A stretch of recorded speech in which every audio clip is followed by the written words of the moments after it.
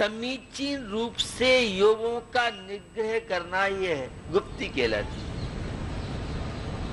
शब्द यद्यपि ये शास्त्री है, सैद्धांतिक यह प्रसंग है और इसका भरपूर लाभ आचार्य परमेष्टि और अध्यात्म प्रेमी भारतीय संस्कृति में जिनकी श्रद्धा आस्था है वे तो इसका पूर्ण लाभ लेते हैं। यह है फार्मूला आज बढ़ते हुए डिप्रेशन के प्रसंग में हर व्यक्ति के लिए बड़ा उपयोगी। योग क्या है? तो आध्यात्मिक जगत में तो योग अगर जैनेन्द्र व्याकरण में अथवा पाणिनि व्याकरण से आप देखें तो युज धातु है, उससे यह योग शब्द बनता है जो जोड़ने की बात करता है। जो जोड़े वह धर्म कहलाता है और जो कैंची का काम करे, तोड़ने का काम करे, वह अधर्म कहलाता है। सम्यक दर्शन की चर्चा धर्म ग्रंथों में आपने बहुत सुनी पड़ी होगी। सम्यक दर्शन जो आत्मा से जोड़ता है, परमात्मा से जोड़ता है, आदर्शों से जोड़ता है, इंसानियत से जोड़ता है, मानवीयता से जोड़ता है, स्वपर भेद विज्ञान के माध्यम से जो केवल ज्ञान जैसे गुणों की अभिव्यक्ति कराता है वह है सम्यक दर्शन, वह है योग। इन्होंने एक सम्यक शब्द डाला है।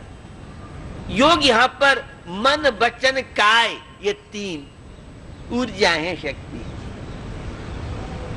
और शक्ति का सदुपयोग करना, दुरुपयोग करना यह उपभोक्ता के ऊपर निर्भर करता है। पैसे का सदुपयोग करना है, धार्मिक कार्यों में लगाना है, परोपकार में लगाना है, गरीब विद्यार्थियों को स्कॉलर्स देना है या रोगियों के उपचार में लगाना है, अथवा धार्मिक आयतनों में लगाना है, यह है समीचीन बुद्धि, विवेक। और अज्ञानी व्यक्ति उस पैसे का दुरुपयोग करता है व्यसन और पाप और बुराई में। तो आपके पास तीन ऊर्जाएं हैं, एक मन की शक्ति है, एक वचन की शक्ति है, एक काय की शक्ति। और इन मन वचन काय तीनों पर निग्रह, कंट्रोल, अनुशासन जो करता है वही पूर्ण रूप से भारतीय कहलाने का अधिकारी होगा। आपके मन में जिज्ञासा बनेगी, क्या भारतीय भी पूर्ण और अपूर्ण होते हैं? अगर वह धार्मिक आचार विचारों से ओतप्रोत है और पूर्ण रूप से अहिंसा का पालन करता है, जिसे मूलाचार में कुंद कुंद स्वामी ने और भगवती आराधना के चैनल में शिव कोटि आचार्य के माध्यम से मूलाचार प्रदीप सरल कीर्ति के माध्यम से अहिंसा महाव्रत के नाम से पुकारा है, वे तो पूर्ण भारतीय कहलाते हैं। और जो आंशिक रूप से अहिंसा का पालन करते हैं, आचार्य समंत भद्र के शब्दों में सकलम विकलम, जो विकल चारित्र को आंशिक रूप से अणुव्रतों का पालन करते हैं, आंशिक रूप से पापों का त्याग करते हैं, वे अधूरे भारतीय कहलाते हैं। और जो हिंसक कार्यों में प्रवृत्ति करते हैं, व्यसनों से जीवन जिनका गुजर रहा है, दिन रात cancer, heart attack, blood pressure, diabetes के लिए निमित्तों को जुटाते रहते हैं, वह अभारती कहलाता है, वह हिंसक कहलाता है, वह अधर्मात्मा कहलाता है, वह पार्श्विक वृत्ति वाला कहलाता है, वह हैवान कहलाता है। तो बंधुओं, मन वचन काय, ये तीन ऊर्जा शक्ति आपके पास। और संत महात्मा वे पूर्ण रूप से इन पर कंट्रोल करते हैं, अनुशासन में उनके मन रहता है। आप तो मन के जैसे विकल्प होते हैं वैसे आप प्रवृत्ति करते हैं। संत जैसा चाहेगा वैसा मन सोचता है। हम तो बहुत परेशान हैं, मन बड़ा चंचल रहता है। इसलिए चंचल रहता है कि आपने मन रूपी ऊर्जा से परिचय नहीं किया।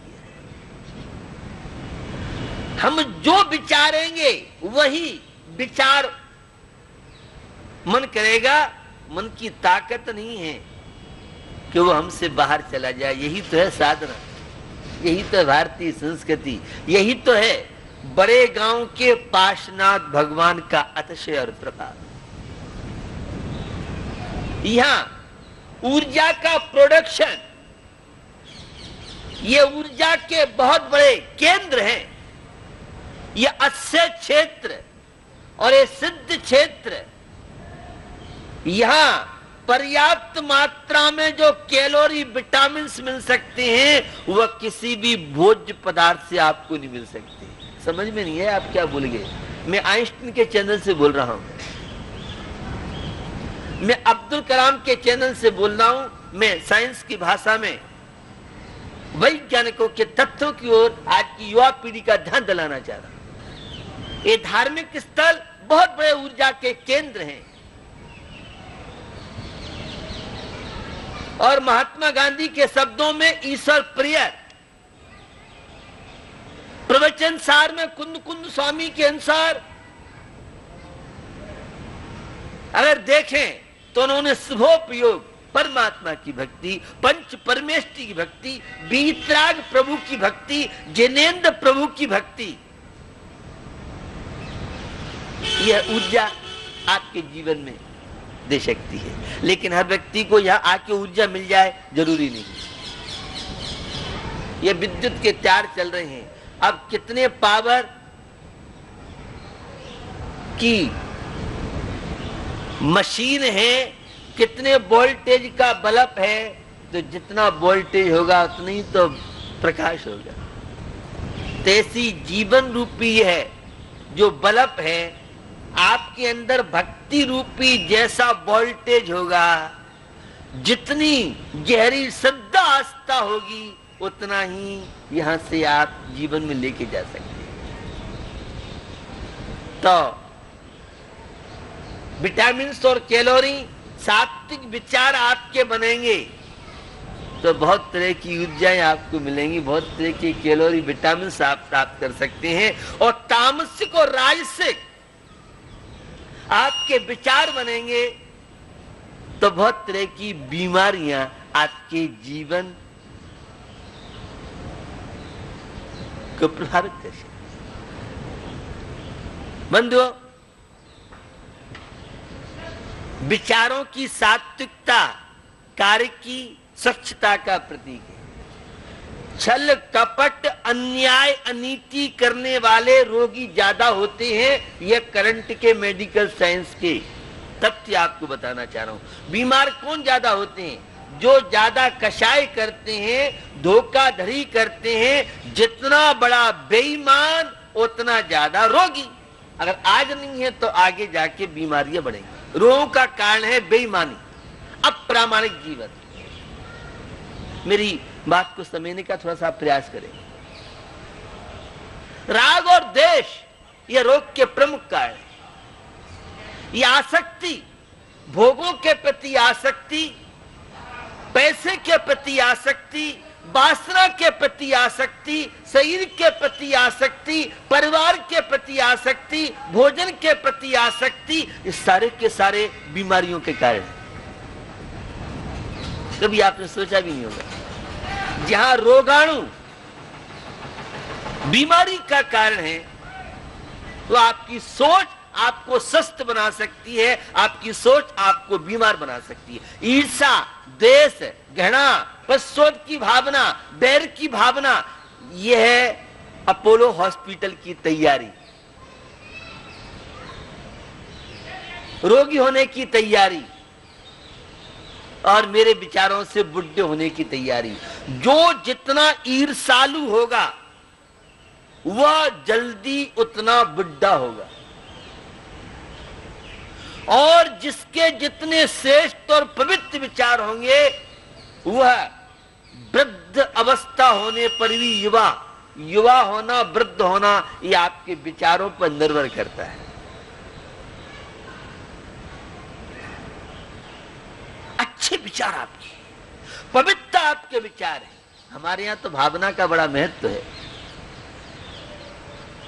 भारतीय संस्कृति में भावना का बड़ा महत्व है, और जैन दर्शन में तो भावनाओं के बल पर, किंतु अकेले भावनाओं से काम नहीं चलने वाला है, भाव के साथ द्रव्य भी चाहिए। जैसा द्रव्य होगा, जैसे कारण होंगे, अगर गेहूं का आटा है तो वह गेहूं की रोटी बनेगी, गेहूं की वस्तुएं बनेंगी, और वह चना का आटा है तो फिर वह बेसन संबंधी चीजें बनेंगी। अगर ज्वार और बाजरा का आटा है, जैसा आटा होगा, जैसे कारण होंगे, वैसी कार्य की सिद्धि होगी। आप चाहते तो सुख शांति हैं, और काम आप दुखों के रोगी बनने के काम करते हैं, और फिर कहते हैं हम क्या करें, हम बड़े परेशान हैं। अरे परेशान तो तुम अपनी सोच से हो।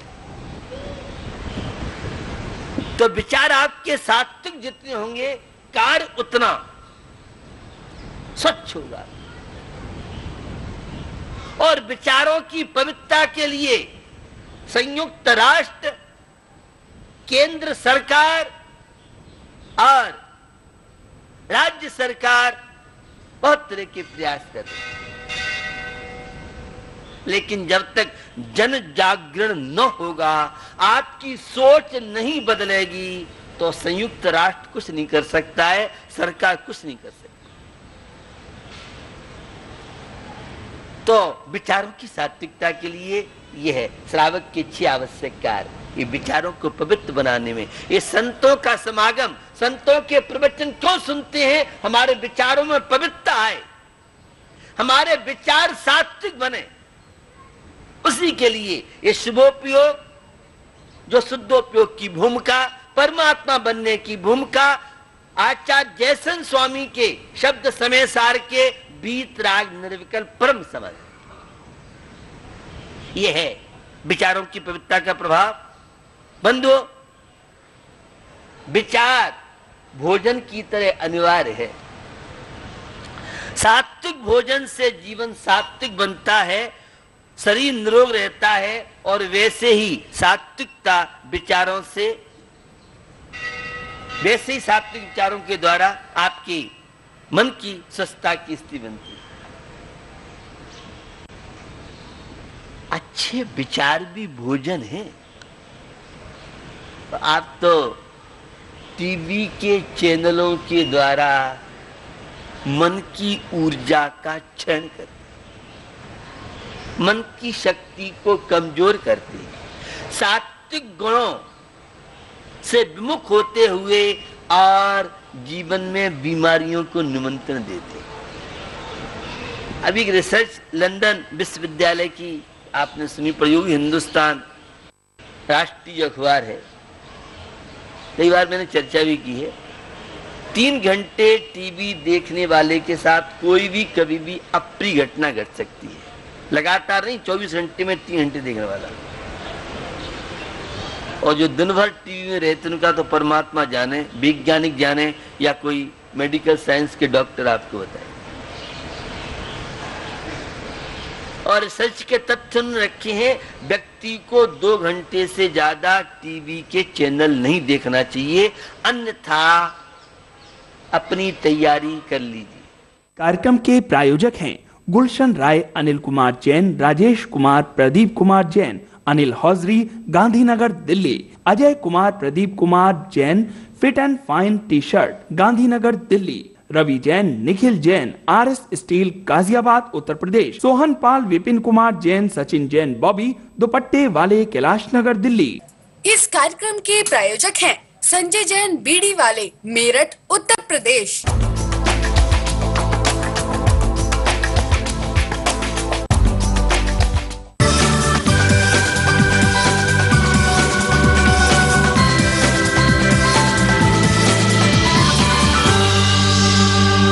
धर्मानुरागी बंधुओं, सिंह रथ प्रवर्तक आचार्य श्री विद्याभूषण सन्मति सागर जी महाराज की प्रेरणा से 317 फुट ऊंचे त्रिलोक तीर्थ का निर्माण कार्य पूर्णता की ओर है। त्रिलोक तीर्थ दिल्ली से मात्र 35 किलोमीटर की दूरी पर अतिशय क्षेत्र बड़ा गांव जिला बागपत में स्थित है। इस अनुपम कृति के ऊपरी भाग पर विश्व की प्रथम